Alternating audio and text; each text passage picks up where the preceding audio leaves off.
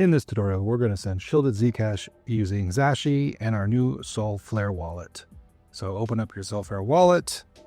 We're going to write down your PIN, create a PIN code, and if you want, enable biometrics.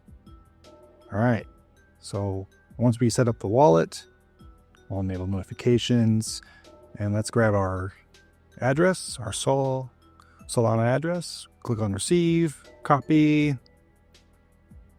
Now we're going to switch over to Zashi, and we're going to go to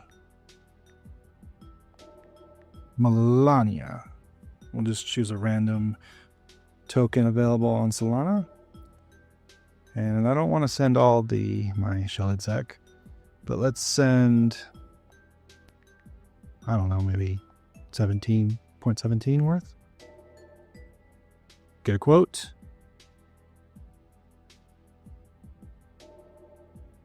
Confirm. And we're off. So it's good to keep in mind that these funds are coming from the Orchard Shielded pool.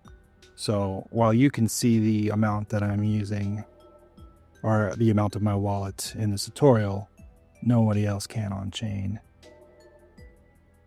At least the total amount in my address. The swapping itself is transparent. And I also want to, as you can see, send some Solana to the same address so that when we want to move these tokens, we have some gas. So let's get a quote. Confirm. Send. All right, we got both swaps proceeding. Give us a few minutes, depending on network activity. This could take up to a few minutes. Let's go back to our Solflare wallet and let's give it a few seconds here and it should refresh shortly. And keep in mind, this is a fresh wallet, so there is zero history on this new wallet, which is good for privacy. Here's a quick graph of the current pricing.